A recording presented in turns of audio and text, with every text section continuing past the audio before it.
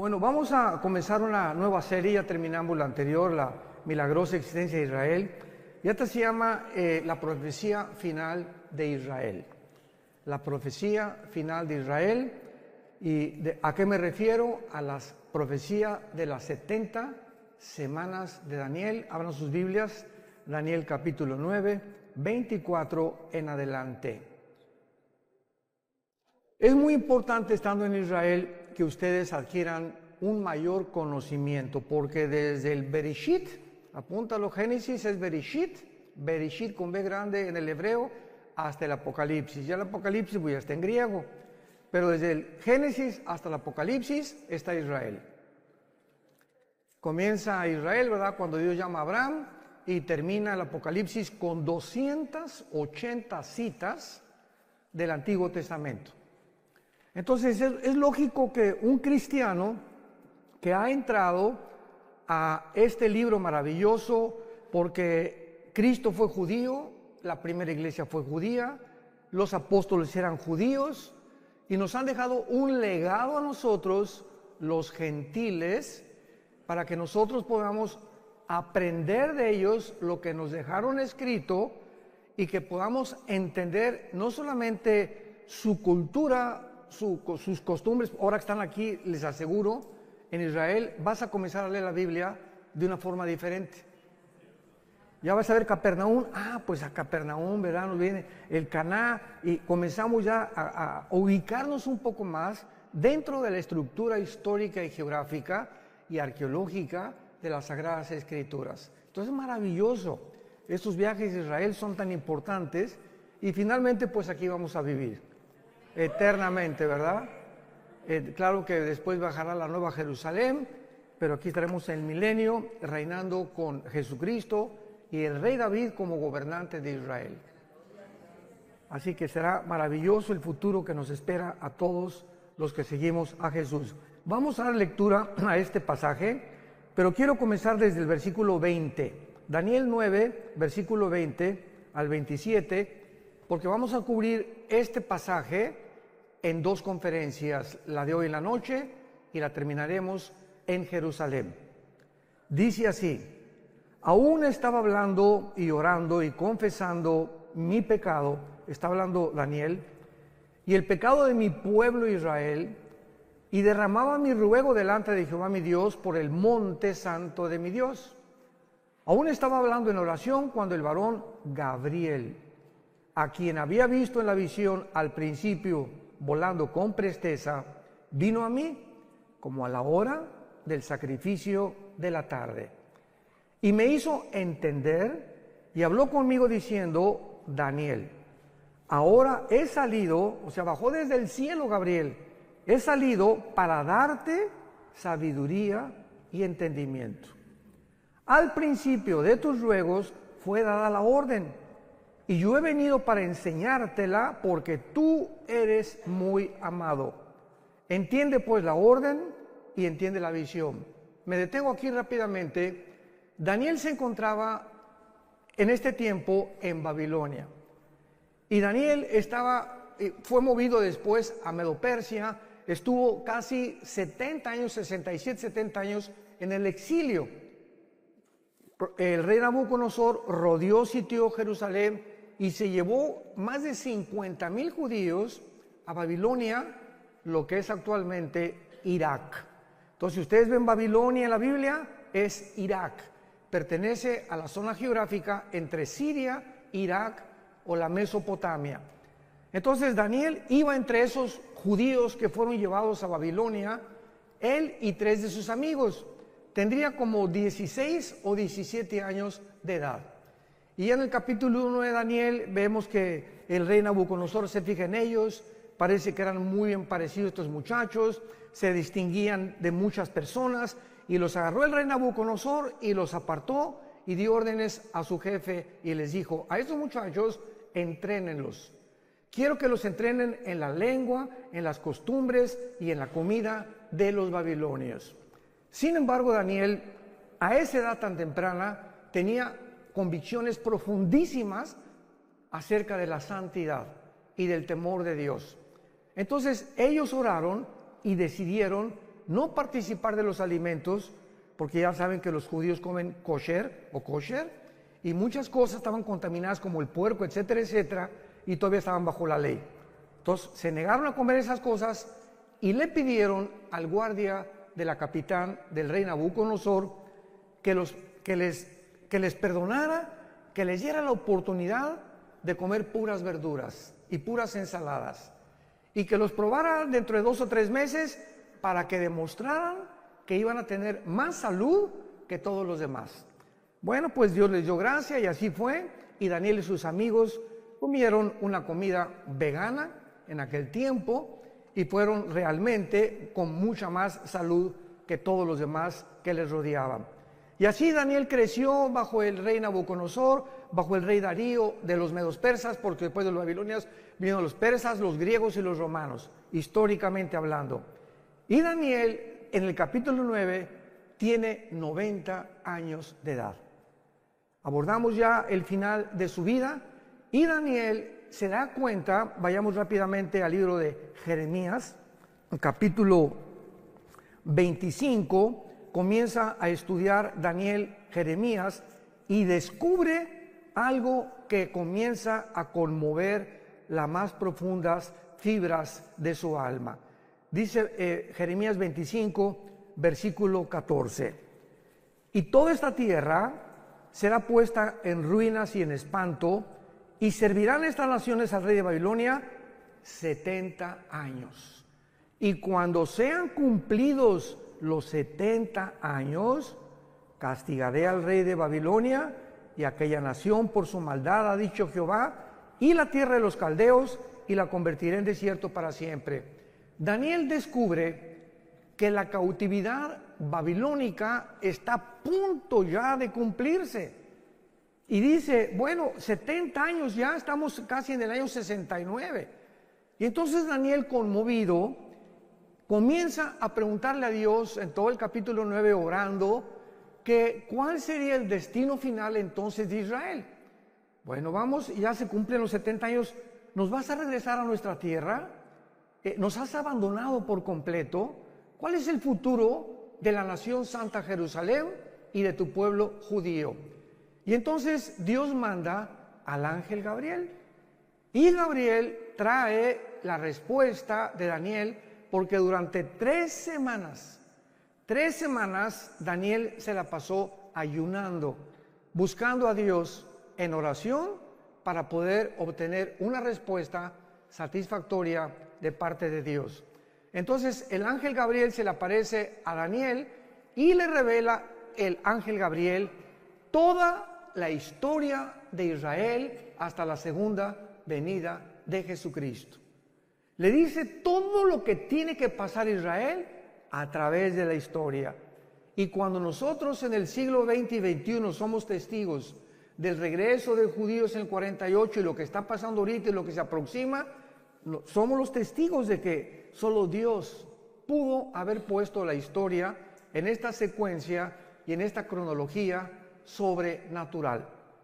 Entonces comienza lo que se llama la profecía 70 de Daniel, versículo 24. Regresamos a Daniel capítulo 9 y comienza la revelación del ángel y le dice lo siguiente: 70 semanas están determinadas sobre tu pueblo y sobre tu santa ciudad, y estas 70 semanas es Shivin Shabua en el hebreo, que significa 70 sietes.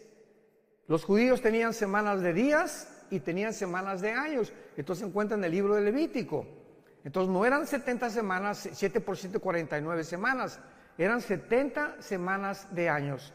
O sea, 7 por 7, 490 años. Esto es importantísimo que vayan tomando nota para que tengan un bosquejo clarísimo, que es la profecía más grande de toda la Biblia acerca del futuro de la nación de Israel y de la parte que nosotros vamos a formar como iglesia dentro de esta profecía, porque cuando esta profecía se cumpla, la iglesia desaparece del mundo. Antes de que se cumpla la profecía, perdón. Entonces, 490 años están determinadas no sobre la iglesia, sobre tu pueblo y sobre Jerusalén. De aquí en adelante, Daniel, cuando oigas la orden, lo vamos a ver más adelante, de restaurar las murallas de Jerusalén hasta el Mesías, increíble que matemáticamente la Biblia haya profetizado el día exacto de la primera venida de Jesucristo. Desde que se ordene la restauración de las murallas de Jerusalén hasta el Mesías habrá 483 años. Entonces, ¿cuántos años faltan? 7 para los 490, que son los 7 años de la tribulación, como lo vamos a ver. Por eso cuando estudiamos la Biblia y ¿cuándo vendrá Cristo? Antes de la tribulación, o pasará a la iglesia la tribulación, es ignorar la profecía 70 de Daniel. Entonces hay cantidad de gente que se atreve a predicar barbaridades sin tener las bases claras de las profecías bíblicas. 70 semanas están determinadas sobre los judíos y sobre Jerusalén. Número 1, veamos las 6 cosas que se tienen que cumplir. Número 1, para terminar la prevaricación. 2, poner fin al pecado. 3, expiar la iniquidad.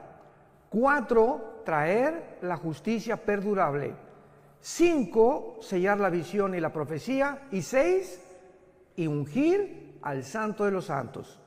Sabe pues, le dice el ángel, y entiende que desde la salida de la orden para restaurar y edificar Jerusalén hasta el Mesías habrá 7 semanas y 62 semanas, y se volverá a edificar la plaza y el muro en tiempos angustiosos.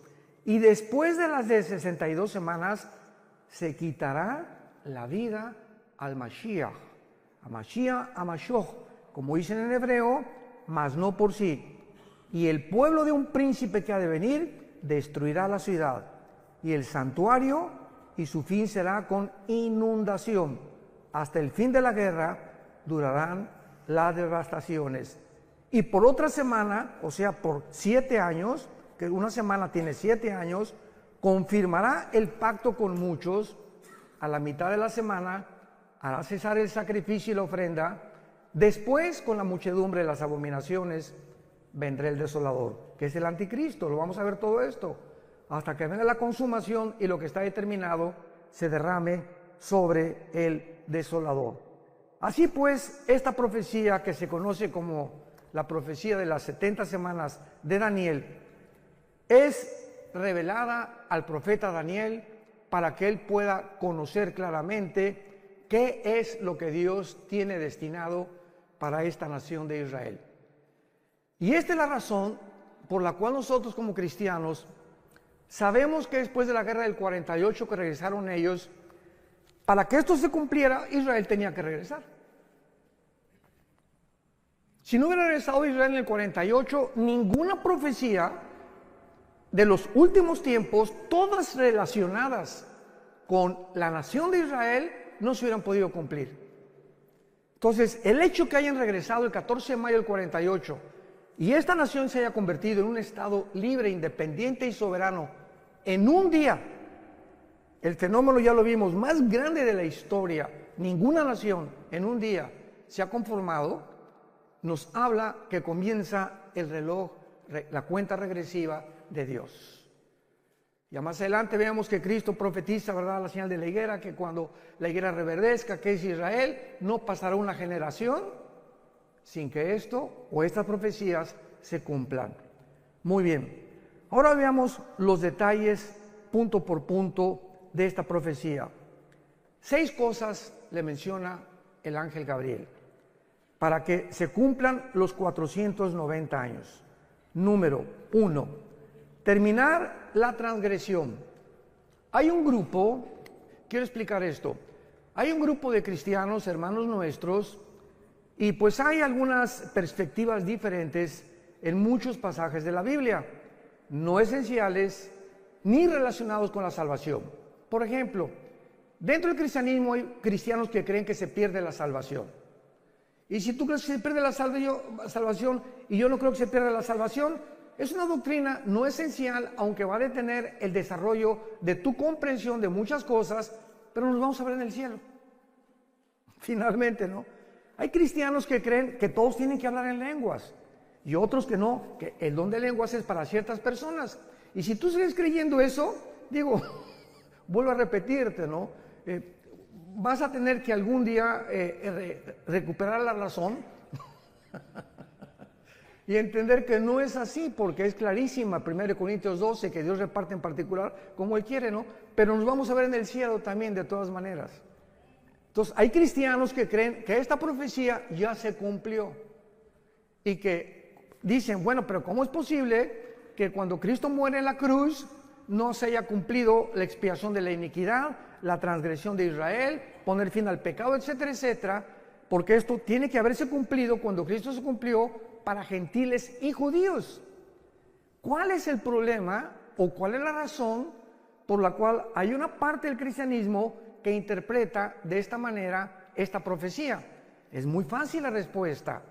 Se llaman o cristianos reformados o dispensacionalistas.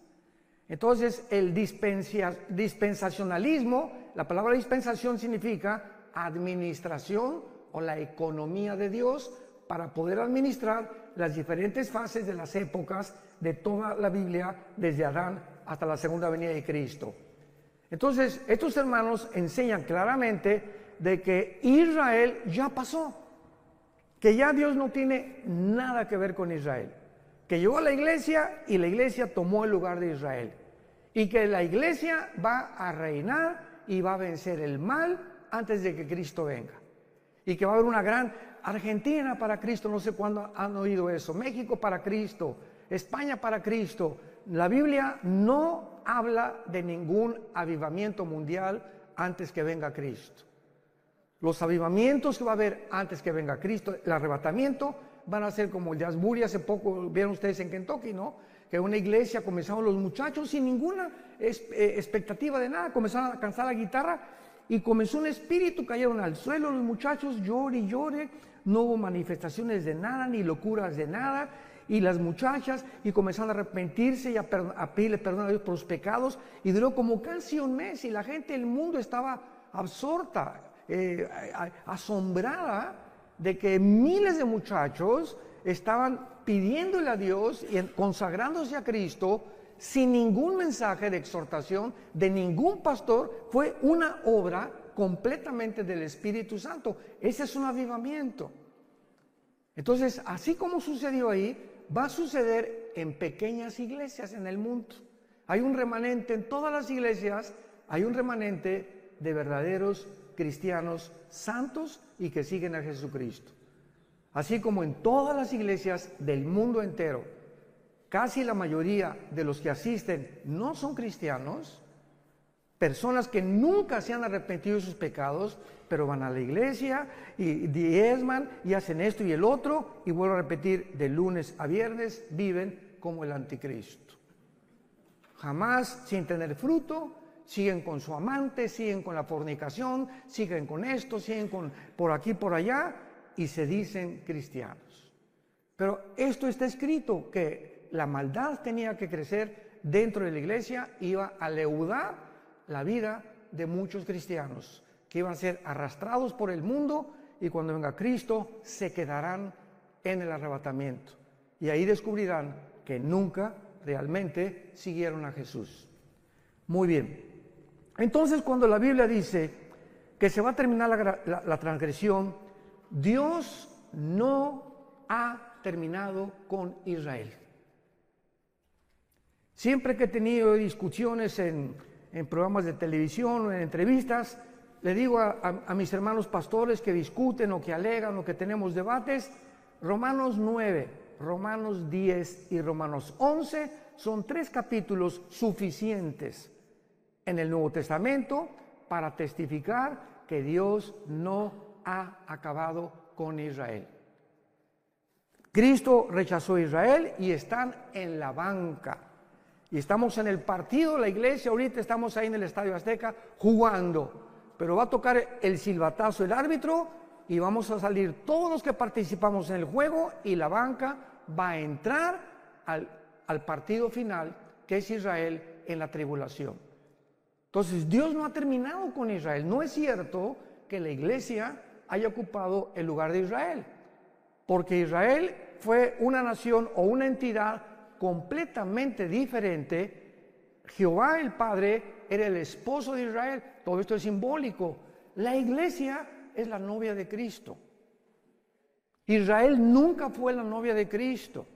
Israel nunca estuvo en el cuerpo de Cristo. Israel nunca fue enterrada y resucitada y sepultada porque el Mesías no había venido. Entonces nosotros somos completamente diferentes. Y esto lo explica claramente el capítulo 2 y 3 del libro de los Efesios. Que ahora la iglesia, ¿verdad? Que un misterio en el Antiguo Testamento de la iglesia, no existía en el Antiguo Testamento de la iglesia. Ignorar estas verdades y estas doctrinas lleva a muchísimos hermanos a trazar la palabra de verdad chueca.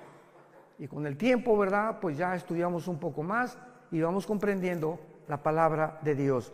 Entonces, por ejemplo, dice en Zacarías, veamos estas verdades acerca de la conversión final de Israel. Entonces, la muerte de Cristo quita las transgresiones de nosotros, pero Israel le rechazó como Mesías. Y de Cristo en nuestros días, todos los judíos que aceptan al Mesías forman parte de nosotros. Forman parte de la iglesia. Se les llama judíos mesiánicos. ¿Se acuerdan de la barca, el que comenzó a cantar? Era judío y no le dio vergüenza, gloria a Dios. Y enfrente de todos, yo soy judío mesiánico. Creo que Jesús es el Mesías. Y como él se calcula que hay actualmente 185,000 judíos de papá y de mamá, que creen que Jesucristo es el Mesías. Pero finalmente, o sea, es un remanente. Pero esos judíos que se llaman mesiánicos forman parte de la iglesia, porque ahora en la iglesia no hay judío, ni griego, ni gentil, ni español. Ahora somos todos el mismo cuerpo de Cristo. Ya no hay acepción de personas. En el Antiguo Testamento solamente los judíos. En el Nuevo Testamento de todas las nacionalidades del mundo. Pero Dios no ha terminado con Israel. Y vemos en Zacarías 12 de qué forma la Biblia nos muestra claramente que en la segunda venida de Cristo se van a arrepentir. Dice así, Zacarías 12, 10 y 11. Y derramaré, está hablando de todo este pasaje, Zacarías 12, 13 y 14, habla de la segunda venida y del Armagedón y del tiempo del milenio. Derramaré sobre la casa de Israel, dice la Biblia, espíritu de gracia y de oración sobre la casa de David. Sobre la casa de David y sobre los moradores de Catepec, dice. No, ¿verdad? Ni de Toluca. Sobre los moradores de Jerusalén. Espíritu de gracia y oración. Y mirarán a mí, a quien traspasaron. Y librarán y llorarán como llora por hijo unigénito, afligiéndose por él como quien se aflige por el primogénito. Esto no ha sucedido por el amor de Dios. Y luego si lees Apocalipsis 1, 7 y 8, y mirarán al que traspasaron y llorarán, se vuelve a repetir el apóstol Juan, lo que dice 600 años el apóstol, el profeta Daniel, que cuando Cristo venga, ¿con qué él era el Mesías? Y imagínense nada más la frustración que tendrán, que le negaron, se fueron en contra de él, persiguieron a sus hermanos, nos persiguieron a nosotros, y se encuentran con Jesucristo, es el Mesías. Porque ahorita los judíos ortodoxos, ustedes ven los de negro, que traen como caireles así, con sombrero, todos de negro vestidos, ¿verdad? Caminan así. No pelan a nadie, no se voltean a nadie, o sea, son los fariseos, los shavarim del siglo XXI. Así eran los fariseos en el siglo de Cristo. Orgullosos, y esto y el otro, y por aquí, por allá, y no tenían empatía por nadie. Una mujer ahí llorando, no le hacían caso, te acercabas a ellos y te miraban así. No han cambiado absolutamente nada. Y ahora que vayamos a Jerusalén, cuando vayamos al muro, vamos a ir al muro de los lamentos, van a verlos a todos ellos, ¿no? Una religiosidad, pero tremenda. Dicen los jóvenes, cañón. Entonces, ahorita Israel tiene dos espíritus. El espíritu de una religiosidad asfixiante y un libertinaje sexual como jamás había existido. Tel Aviv, capital de los gays del mundo entero. Estaba en Madrid el año pasado, ya se cambió a Tel Aviv. Y bíblicamente va a ser la última capital de ellos, porque Apocalipsis 11 habla y dice, Jerusalén será como Sodoma y Gomorra. Fíjense, nada más hace 2000 años se profetizó en Apocalipsis que llegaría el tiempo en que se convertiría como Sodoma y como Egipto. Y ya lo estamos viendo con nuestros propios ojos. Muy bien. Y dice en el capítulo 13 de también Zacarías, versículo 1, y en aquel tiempo, está hablando el mismo tiempo cuando venga el Mesías, habrá un manantial abierto para la casa de David y para los habitantes de Jerusalén, para la purificación del pecado y de la inmundicia. Hasta que venga Jesucristo en la tribulación, van a ser purificados, van a enfrentarse con la limpieza de sus pecados. Es la primera condición de la profecía de Daniel, terminar la prevaricación. Y en el capítulo 14 de Zacarías, esto es precioso porque habla de la segunda venida de Cristo, Zacarías 14, versículo 4, y se afirmarán los pies, está hablando cuando venga Cristo, en aquel día sobre el monte de los olivos, cuando venga Cristo, ¿dónde va a poner sus pies? Donde fue crucificado. Ahí se va a volver a parar Jesús, que está enfrente de Jerusalén al oriente, y el monte de los olivos se partirá, escuchen esto, cuando venga Jesús y se pare ahí, se va a partir por el medio, hacia el oriente y hacia el occidente, haciendo un valle muy grande, y la mitad del monte se apartará al norte y la otra mitad hacia el sur. Cuando venga Cristo, vean esto, se hace una rajada en la tierra en forma de cruz. Se vuelve a hacer la cruz, pero ahora no entre el cielo y la tierra, ahora en la tierra, así, del norte a sur, de oriente a occidente. Y dice el versículo 9, y Jehová será rey sobre toda la tierra en aquel día, Jehová será uno y uno su nombre. ¿Cómo se puede entonces entender de que esto ya pasó? O de que esta profecía se va a cumplir ya cuando Jesús vino, por no entender la diferencia entre Israel y la iglesia. Nos remontamos al mismo común factor denominador. Vayamos al segundo punto, Daniel 9, segunda condición. En segundo lugar, poner fin al pecado. Poner fin al pecado. Vayamos a Jeremías 31, otra profecía para el futuro, para Israel, cuando se les impartirá vida espiritual nueva a los judíos. En el 48, santos de Dios, en el 48, 1948, el siglo pasado, Israel resucitó nacionalmente, no han resucitado espiritualmente. Entonces regresaron a su tierra en incredulidad y siguen en incredulidad. ¿Cuándo todo Israel se convertirá al Mesías? Cuando Jesucristo regrese por segunda vez.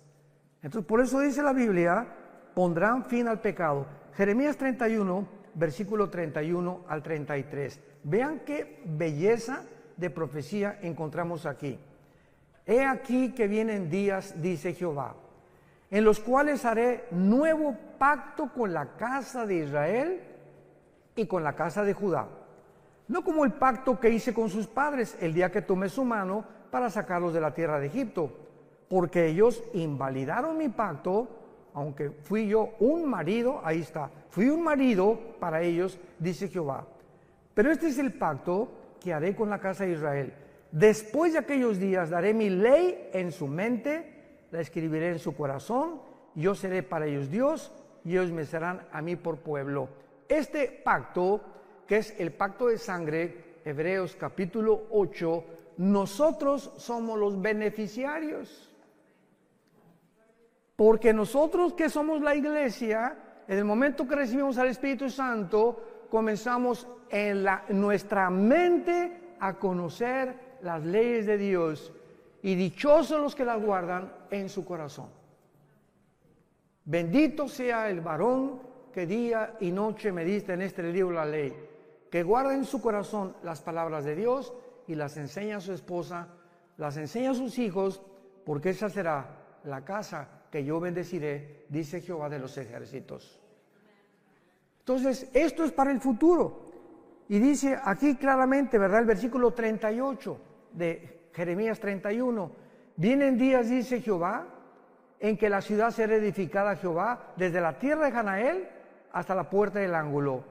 Y saldrá más allá del cordel la medida, el collado de Gareb, y rodeará toda lo que es Goa. Y todas estas regiones actualmente no han sido ni restauradas ni reedificadas, como lo será en la segunda venida de Jesucristo. Número 3, Daniel 9, 24 al 27, para expiar la iniquidad, apuntando hacia la muerte de Cristo, que Él hizo en la cruz. ¿Qué cosa? ¿Qué fue la muerte de Cristo? Expiatoria. ¿Qué significa expiatoria? Sacrificial. Cristo muere en la cruz y Él se sacrifica. Tú y yo teníamos que morir. Tú y yo hemos pecado.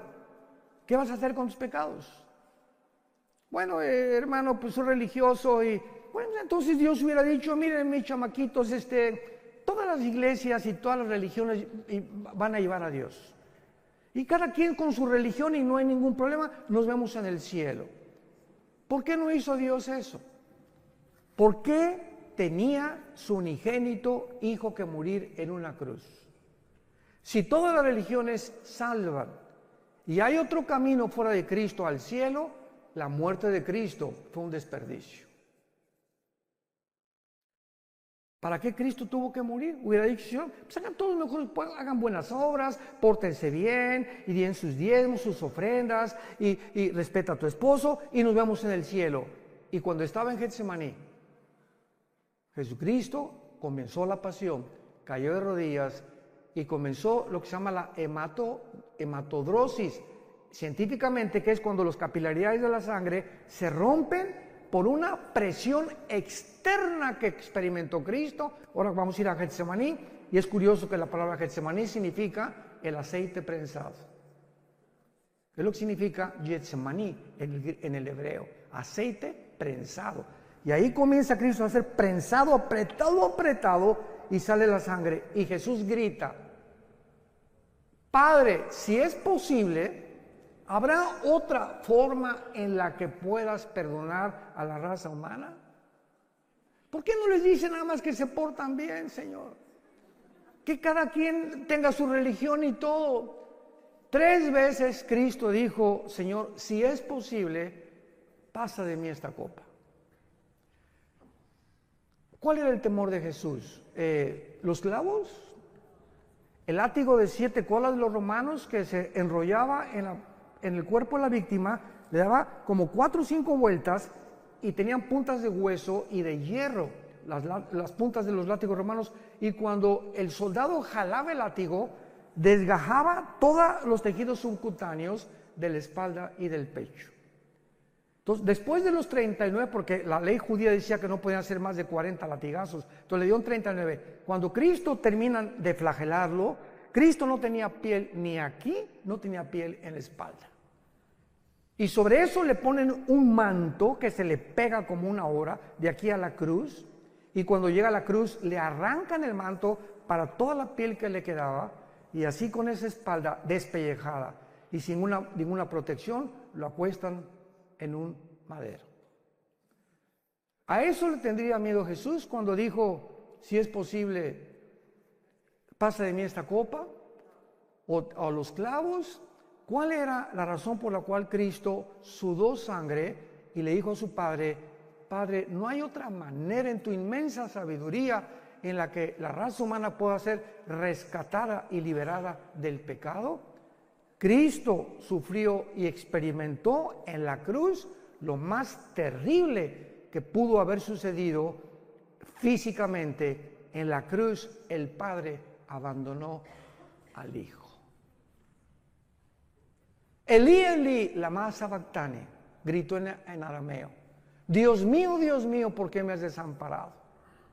Algo sucedió misterioso en la cruz, que el Padre deja al Hijo solo. Nunca en toda la eternidad había sucedido esto, que el Padre se separara de su Hijo. Y el Hijo en ese momento, cuando nuestros pecados, tus pecados y mis pecados, fueron puestos en el cuerpo de Cristo, el Padre no podía estar en Él, no podía siquiera estar junto a Él. Y ahí lo dejó que llevara los pecados y que muriera en la cruz completamente abandonado. Sin embargo, ¿saben por qué lo hizo? Al Hijo no lo perdonó para perdonarnos a nosotros. Lo que Él pagó y lo que nosotros merecíamos, lo puso sobre su Hijo. Y a nosotros sí nos perdonó. Y estará con nosotros para siempre, porque de tal manera. ¿Ya entiendes ahora el versículo Juan 3:16? Porque de tal manera. No hay otras palabras del Espíritu Santo, de tal manera. No se puede pronunciar lo que sucedió. De tal manera nos amó Dios. Tan grande, no hay palabras para escribir, que Dios amó al mundo, que nos dio a su Hijo unigénito.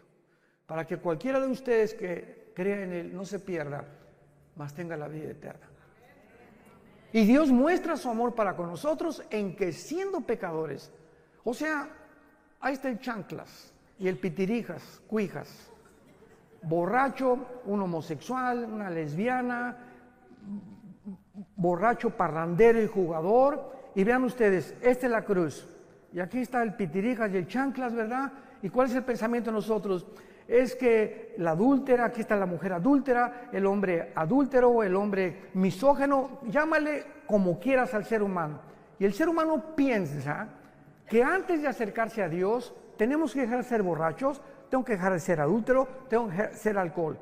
Tenemos que dejar de pecar y entonces venimos a Dios y nos acepta. Y la Biblia dice, ven cómo estás. ¿Eres homosexual? ¿Eres borracho? ¿Eres un adúltero? ¿Tienes 3 amantes? ¿Has hecho 8 abortos? ¿El pitirijas cuántas muertes? Señor, he matado a 30 personas. Así como estás con toda la mugre y los pecados que tengas, ven a la cruz y cree lo que hice yo por ti. Y cuando yo entre a tu vida, te limpio de todo y todo tu pasado es borrado completamente.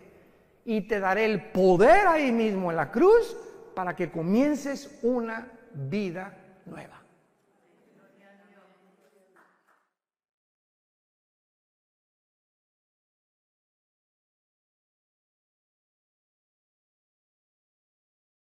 ¿Saben ustedes cuál es la palabra que no se encuentra en ninguna religión? Gracia. Esto se llama gracia. Una palabra desconocida, que es la gracia, algo que no merecemos. Hace muchos años, en el 85-86, cuando el general Arturo Durazo era jefe de la Policía Metropolitana, mi hijo Alán, venía un helicóptero por nosotros porque me iban al hangar presidencial. El jefe tenía un escuadrón de helicópteros Durazo en aquel tiempo, en los 80s, y el jefe del escuadrón de helicópteros de la policía, y lo voy a decir porque, bueno, se está muriendo mi hermano Roberto Barragán, fue un estudio de nosotros de Apocalipsis, yo enseñaba Apocalipsis en un estudio, se convierte y le lleva al general Durazo un cassette mío, de una conferencia, creo que fue días después de la muerte, algo así. Y entonces el general Durazo le dice al teniente coronel Roberto Barragán, tráeme a ese, me decía, Alducino, tráeme a ese Alducino para que venga aquí, y juntó a Lino Ventura, al jefe del servicio secreto en aquel tiempo, al jefe de seguridad en el hangar presidencial. Oye, que quieren que les un mensaje a todos, y estaban todos sentados en desayuno en el hangar presidencial. Bueno, pues Alán se acordar de esto, ¿verdad? Prediqué ahí, a la salida dije, a ver dónde me escondo. Prediqué de qué le sirve al hombre ganar el mundo si pierde su alma. Total que fue impactado el general Durazo y de ahí, ¿te acuerdas? Nos llevó al colegio de la policía, al desierto de los leones. Y a todos los meros de rango más alto de la policía les predicamos también. Bueno, para no ser tan largo el cuento, yo le dije, general, a mí me interesa predicarle a los presos, porque teníamos un ministerio en Santa Marta, Catitla, en la Penitenciaría Federal y en la cárcel de mujeres, en la carretera que lleva hasta Puebla, Calzada Zaragoza. Y entonces nos mandó un helicóptero y a todo eran 1,636 presos en ese tiempo, y ordenó el general Durazo al general de la prisión, que también era policía, que los juntara en el patio a todos.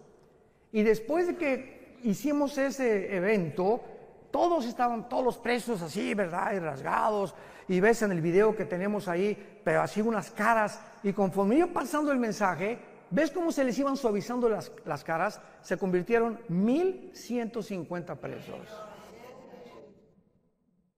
1,150 presos. Y al final llega uno y se acerca conmigo y me dice, oiga, pastor, quiero contarle algo. Sí, con mucho gusto, venía pero bañado en lágrimas. Y me dice, fíjese que yo estoy aquí en la prisión por un asesinato. Yo soy gatillero a sueldo de Veracruz, donde dicen que la vida no vale nada. Y me mandaron, desde los 12 años me contrataron para matar personas. Desde los 12 años. Y yo llevo hasta ahorita 27 asesinatos. Vine hace algunos meses a México, comisionado para matar a un político, y en el periférico se me atravesó alguien, saqué la 38 y lo maté. Por ese asesinato me agarraron y estoy aquí en la cárcel, no por los otros 27 que yo debo. ¿Usted cree que Dios me puede perdonar? Y le dije, si tus pecados fueren como el carbón, como la blanca lana, vendrán a ser. Eres hijo de Dios y todo tu pasado está borrado. ¿Y saben qué es lo que pasa? Que los fariseos dicen, ay sí, qué fácil. No, pues sabes una cosa, contéstale, no fue así de fácil. Al Hijo de Dios le costó su vida en una cruz.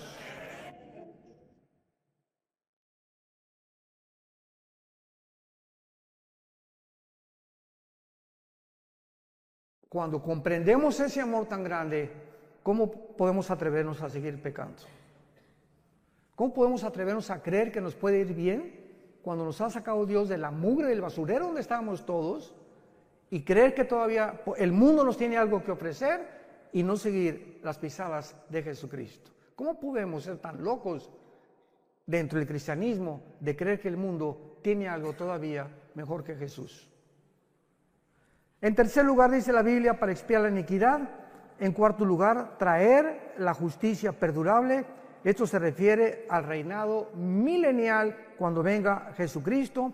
Veamos qué hermoso pasaje en Isaías capítulo 11, cómo se describe la vida del milenio profetizada 700 años antes que el Mesías viniera a la cruz. Isaías 11, saldrá una vara del tronco de Isaí. ¿Quién era Isaí? El papá de Jesse, el papá de David. Saldrá, y siempre la Biblia habla como una rama o como vástago nos habla que crecemos como un árbol y damos fruto. Y un vástago retoñará de sus raíces y reposará sobre él. Está hablando de Jesús, el Espíritu de Jehová. 1, 2, Espíritu de sabiduría, inteligencia, consejo, poder, conocimiento y temor de Jehová. Son las 7 manifestaciones del Espíritu Santo. Y la única persona que ha tenido estas 7 manifestaciones ha sido Jesucristo. Por allá tú tienes una, el otro tiene 2, el otro tiene 3, etcétera, etcétera. Pero sobre él estaba toda la deidad de Dios. Jesucristo era 100% hombre y 100% divino. Así que en él reposaba todo completamente, no le hacía falta nada. ¿Cómo le iba a hacer falta algo si él mismo era Dios? Y luego dice en el versículo 6, morará el lobo con el cordero, el leopardo con el cabrito se acostará, el becerro y el león y la bestia doméstica andarán juntos, y un niño los pastoreará. La vaca y la osa pasarán, sus crías se echarán juntas, y el león como el buey comerá paja, y el niño de pecho jugará sobre la cueva del áspid, y el recién destetado extenderá su mano sobre la caverna de la víbora. No harán mal ni dañarán en todo mi santo monte, porque la tierra será llena del conocimiento de Jehová, como las aguas cubren el mar. ¿Cuándo será esto? Cuando regrese Jesucristo y reinemos con Él 1000 años en este mundo. Verán las serpientes jugando con los niños recién nacidos, el león jugando con un corderito, una osa con una vaca no se la va a comer porque se perderá la ferocidad. Las espinas no tendrán, las rosas no tendrán espinas, los alimentos, los reptiles y las arañas no tendrán veneno. ¿Cuándo fue esta infección de la creación? Pongan atención. Aquí están Adán y Eva, rodeados de rosas sin espinas, leones que no muerden, tigres que no muerden, osas que no muerden, rodeados de una creación perfecta. El momento en que esta pareja o la primer representante de nosotros desobedecen a Dios, cuando fueron creados Adán y Eva, tenían un ADN, el ácido desoxirribonucleico, que está en cada una de las células, al 100%. Tenían un conocimiento impresionante de Dios. Eran perfectos. Y en el momento que pecan ellos, se reduce nuestra ADN casi un 90%. Decía Alberto Einstein que él creía que aproximadamente el ser humano tiene una capacidad intelectual, o el IQ, como le llaman, el coeficiente intelectual, desarrollado hasta un 8 y muy difícil un 10%. Imagínense la cantidad de información que perdimos por el pecado. Pero lo interesante es lo siguiente: el momento que pecan, en ese momento la genética y la ecología de lo que los rodeaba, de la creación, se infecta también. El hombre tiene la capacidad, con su maldad, de infectar su medio ambiente. Y en ese momento la genética de las plantas cambian, la genética de los animales cambian, pues se vuelven feroces, comienzan veneno, etcétera, etcétera. Todo a nuestro alrededor comienza a echarse a perder por causa del pecado humano. Y esta es la razón por la que nos encontramos en el siglo XXI en un mundo que el planeta Tierra, COVID, ya tiene COVID, pero 5 veces le ha dado COVID al planeta Tierra. El planeta Tierra es así, no hay aire, no hay alimentos, los mares contaminados, los ríos contaminados, la comida contaminada, ahora comida transgénica, inventando Red Bull, Coca-Cola, Monster, etcétera, etcétera. Cochinada y media hemos acabado con toda la creación. Y los gobiernos, el clima, le están dando más importancia al clima sin darse cuenta que es la maldad de nosotros. La maldad del ser humano, que ha llegado a un extremo donde se autoriza la pedofilia, donde la naturaleza se vuelve en contra de nosotros. Más terremotos, huracanes más violentos, más sacudidas, más tsunamis, porque, ay, que Dios, qué tan malo, sin darnos cuenta que somos nosotros los causantes de todos estos desastres naturales que Dios permite que vengan, para que podamos arrepentirnos de nuestros pecados y darnos cuenta que mientras el mundo se pudre más y más, el mundo va a la par con el ser humano. Vean Isaías capítulo 24. Esto fue profetizado tal como lo estoy narrando en el capítulo 24 de Isaías hace 2000, señoras y señores, hace 2700 años. El profeta Isaías vislumbra, ve, tiene una visión del mundo del siglo XXI. Escuchen, Isaías 24, del 3 al 6. La tierra, ¿hace cuánto fue escrito esto? 2700 años. La tierra será enteramente vaciada, completamente saqueada, porque Jehová ha pronunciado esta palabra. Se destruyó, cayó la tierra, enfermó, cayó el mundo, enfermaron los altos pueblos de la tierra, y la tierra se contaminó bajo sus moradores. ¿Por qué? Porque traspasaron las leyes, falsearon el derecho y quebrantaron el pacto sempiterno. Por esta causa, la maldición consumió la tierra. Sus moradores fueron asolados. Por esta causa fueron consumidos los habitantes de la tierra y disminuyeron los hombres. Versículo 19. Será quebrantado la tierra, desmenuzada enteramente. De gran manera la tierra será conmovida. Temblará la tierra como un ebrio. Será removida como una choza y se agravará sobre ella su pecado y caerá. Y nunca más se levantará. Acontecerá en aquel día que Jehová castigará al ejército de los cielos en lo alto y a los reyes de la tierra sobre la tierra.